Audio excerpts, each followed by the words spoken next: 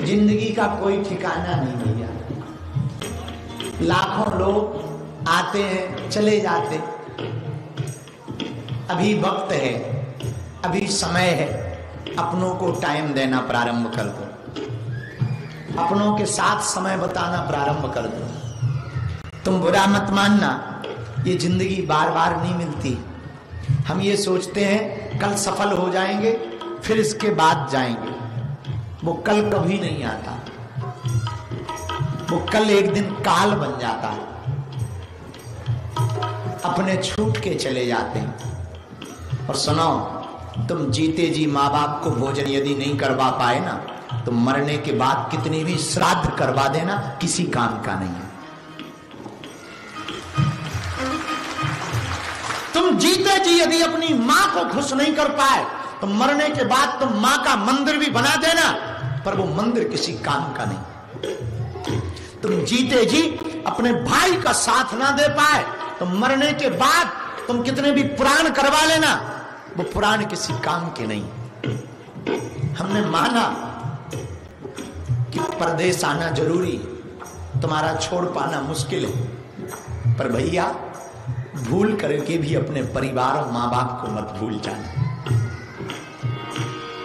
हम पढ़ने वाले बच्चों से भी कहेंगे, जिंदगी जरूरी है, जिंदगी में सफलता जरूरी है, संपत्ति जरूरी है, पर भैया संपत्ति और सफलता पर कोई इतरा सके, इसलिए परिवार ज्यादा जरूरी है।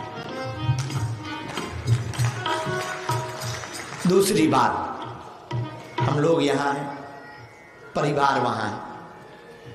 पढ़ने वाले बच्चे जितने युवान हैं, भाई बहन बैठे हैं, एक बात बहुत कान खोलकर समझ लो, तुम्हारे माँ बाप ने इसलिए नहीं भेजा तुम्हें किराया उठाकर, कर्जा उठाकर, कि तुम वहां जाकर के अपनी नई दुनिया बनाओ।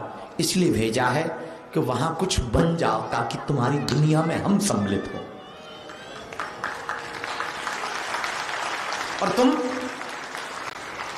फ्रीडम के नाम पर, मॉडर्न जमाने के नाम पर माँ बाप को भूल जाते हो। भैया क्या बीतती होगी उस माँ पर जिसने तुम्हें जन्म दिया, क्या बीतती होगी उस पिता पर जो रातों भर तुम्हारे लिए काम करता रहा, क्या बीतती होगी तुम्हारे परिवार पर।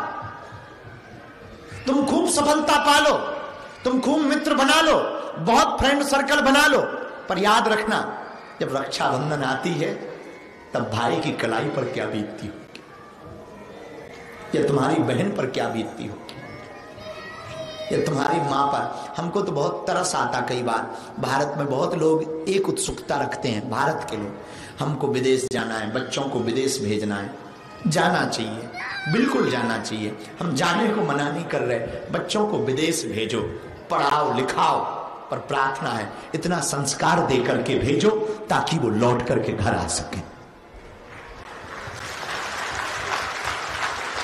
आजकल इतने अनेक बच्चे हो गए हैं जो पढ़ाई लिखाई के नाम पर, पढ़ लिख जाने के बाद न परिवार पर ध्यान देते, न मां पर ध्यान देते।